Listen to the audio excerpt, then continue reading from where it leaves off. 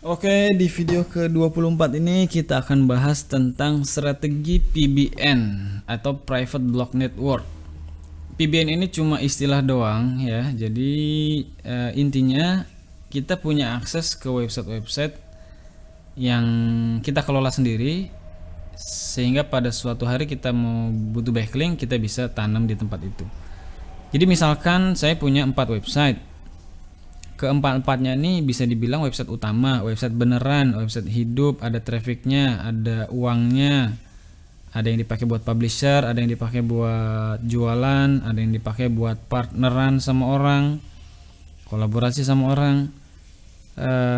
Someday saya butuh backlink, salah satu dari 4 ini butuh backlink, maka saya bisa bikin di 3 tempat yang lain.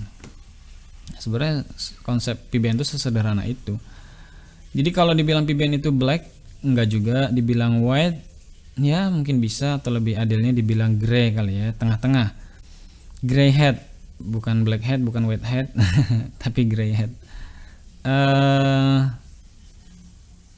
Walaupun sama Google sendiri dibilang memanipulasi backlink itu tidak diperkenankan, tetapi kan definisi memanipulasi ini juga nggak ini ya, nggak jelas gitu.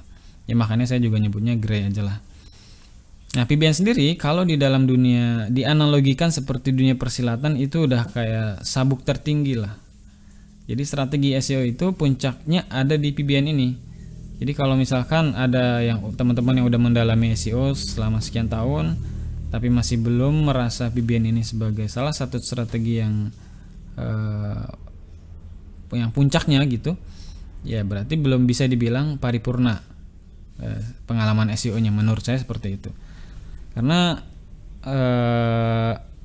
kalau kita bicara strategi marketing itu kan kita berusaha untuk membuat sesuatu yang sulit ditiru orang lain, ya kan? Kalau konten orang bisa bikin 2000 kata, untuk LSI orang bisa mempelajari, untuk density, kemudian keyword, riset keyword dan seterusnya orang bisa meniru. Tapi kalau untuk backlink, dengan kita bikin backlink itu di komentar atau di profile, orang juga bisa ikutin. Tapi kalau kita bikin backlinknya itu di PBN, website yang harus punya akses untuk masuk ke dalamnya, dan yang punya akses cuma kita doang, mungkin mereka bisa tahu kita dapat backlink dari mana aja, tapi kan mereka nggak bisa ngikutin jejak langkah backlink kita. Itu adalah kunci dari PBN ya. Kenapa saya bilang ini kayak sabuk tertingginya, ya karena itu salah satu alasannya. Nggak bisa diikutin atau ditiru sama kompetitor. Ngintip sih bisa, mereka bisa dengan jelas ngelihat backlinknya dari sini, dari sini, dari sini, dari sini, tapi untuk ngikutin kan nggak bisa karena mereka nggak punya akses. Seperti itu PBN.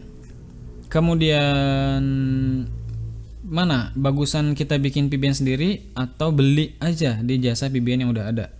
Nah, ini tergantung cara kerja kita juga.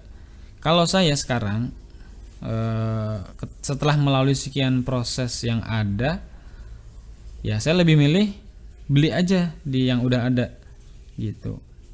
Beli aja di yang udah ada, karena ternyata ngelola PBN itu nggak gampang. Nggak gampang dan nggak murah. Nggak mudah dan nggak murah. Bikin PBN itu nggak mudah. Nyari PBN juga nggak murah. Dari sisi harga aja misalnya, rata-rata harga PBN itu untuk yang kualitas bagus ya, itu di harga 60-70 dolar. Kalau mau dinaikin lagi sampai dengan 100 dolar. Jadi untuk butuh 10 domain aja kita butuh modal sekitar 700 dolar. Itu beli domainnya aja, perpanjangan domainnya aja. 700 dolar kalau dirupiahin untuk kurs sekarang ya sekitar 10 juta ya. Belum nanti hosting harus beda-beda, nggak bisa dijadiin satu. Kalau saya pakai rumus satu IP itu buat 5 domain aja. Jadi bayangin kalau untuk 10 domain saya butuh 2 IP. Saat ini saya punya sekitar 300-an domain. Jadi ada berapa IP itu yang harus saya buat gitu kan, perpanjangannya setiap bulan atau setiap tahun dan seterusnya. Untuk domain aja setiap tahun itu, untuk perpanjangan domain aja kalau di rata-rata ya, kan setiap ekstensi beda-beda, 150, ada yang 200. Ya kalau di rata-rata hampir 40 juta untuk perpanjangan domainnya aja. Ini bayangin. Kalau kita emang nggak benar-benar punya satu konsorsium bisnis yang berbasis SEO, bikin PBN sendiri itu hal yang terlalu berlebihan sih kalau menurut saya. Kecuali emang udah kadung besar bisnisnya di SEO, ya itu worth it untuk bikin PBN sendiri. Tapi kalau cuma untuk optimasi jasa atau produk-produk yang memang itu jadi core bisnis kita di jasa atau produk itu, produk atau barang, jasa atau barang, ya udah mendingan beli. Dan sekarang udah banyak banget vendor penyedia jasa domain, jasa PBN yang bagus-bagus, termasuk salah satunya PushRank. Bisa dicoba pushrank.id, itu bisa dicek. Daripada keluar banyak puluhan juta untuk bayar domainnya aja, ya mendingan keluarin. Tapi nanti juga untuk vendor-vendor ini perlu perlu dicek, dicari reviewnya, dipelajari dulu, mana yang akhirnya dibeli, mana yang enggak, dan seterusnya. Saya sendiri walaupun sekarang udah punya sekitar 300-an domain, saya juga tetap beli di vendor-vendor yang lain. Kalau ada orang buka